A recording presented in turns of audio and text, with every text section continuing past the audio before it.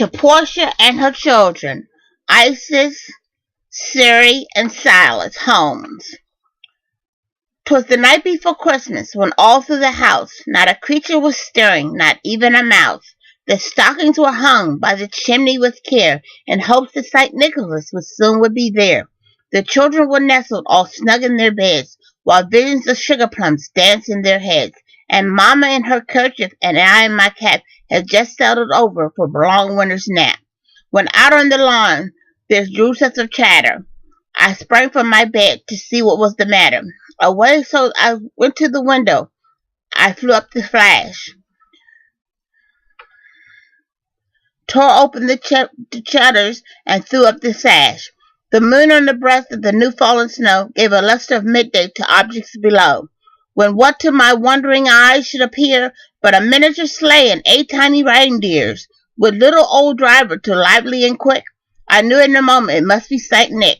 More rapid than eagles, the coursers they came. He whistled and shouted and called them by name. Now Dasher, now Dancer, now Prancer and Vixen, on Comet and Cupid, on Donner and Blitzen, to the top of the porch, to the top of the wall. Now dash away, dash away, dash away all. As dry leaves there before the wild hurricane fly, when they meet with an obstacle, mount to the sky. So up into the housetops the coursers they flew the sleigh up for toys, and St. Nicholas too.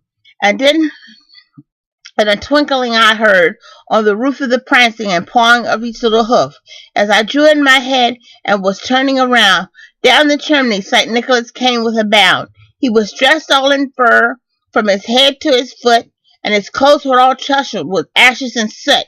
A bundle of toys he had flung on his back, and he looked like a peddler just opening his sack. His eyes they were twinkled, his dimples how merry, his cheeks were like roses, his nose like a cherry, his droll little mouth was drawn like a bow, and the beard on his chin was white as the snow. The trump of the pipe had tight on his teeth, and the smoke in his head circled his head like a wreath. He had a broad, wide face, and a little round belly that shook when he laughed like a bowl full of jelly. He was chubby and plump, a right jolly old elf, and I laughed when I saw him in spite of myself. A wink of his eyes and a twist of his head soon gave to know I had nothing to dread. He spoke not a word, but went straight up to his work, and filled all the stockings, then turned with a jerk, and laying his finger aside of his nose, and giving a nod up the chimney he rose. He sprang in his sleigh to the top of the gave a whistle, and away he flew like down of a thistle. But I heard him exclaim as he drove out of sight, "Happy Christmas to all, and to all a good night. Merry Christmas, Portia, Isis, Siri, and Silas. God bless you. Cousin loves you. Cousin Ian and Rosetta love you. And Merry Christmas, and may you have a blessed New Year. God bless. We love you. Take care. Bye-bye."